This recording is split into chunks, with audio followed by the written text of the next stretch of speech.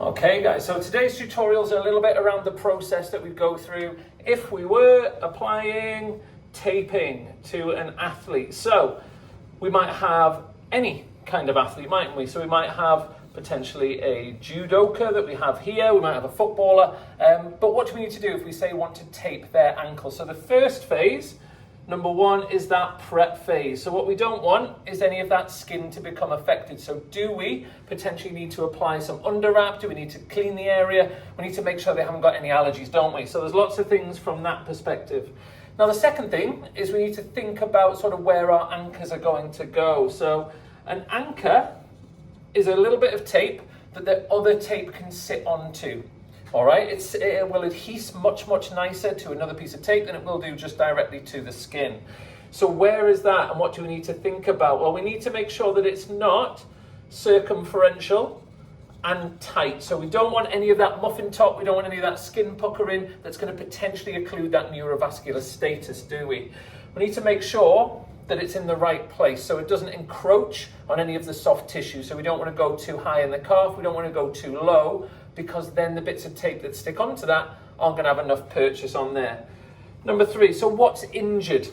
So when we think about an injury, what is the tissue that's being injured? If it's an ankle sprain, most commonly, what are we going to have? It's going to be the ATFL and probably the CFL. And how are they going to get injured? We need to think about that mechanism.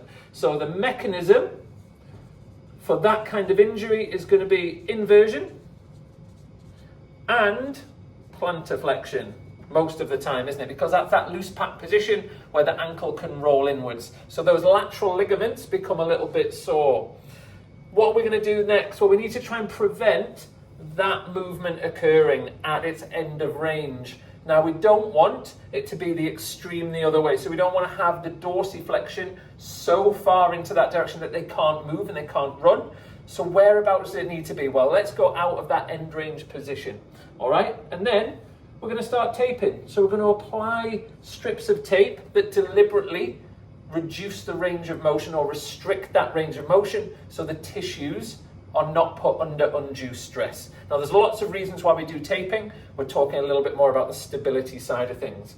So then, once you decide what you're going to do taping, what materials are you then going to use to apply that taping? So what we need to think about is, do we want something that's a bit stretchy? Do we want an EAB? Do we want a zinc oxide? So they have lots of different roles. We're going to apply our taping, put it all on beautifully, and then what we're going to do at the end. So we need to just make sure that we get the feedback from the athlete on how it feels. If it's so uncomfortable, so restrictive, that's not going to be very good. And the last little thing is that we make sure that the neurovascular status is all absolutely fine. So often, little capillary refill at the end, make sure that there's nothing that's occluded, no pins and needles, it's comfortable, and get that feedback from the athlete. So that's the kind of process, just in a nutshell. Prepare, put your anchors on, think about the injury and what tissues might be affected, how they're going to be put under stress.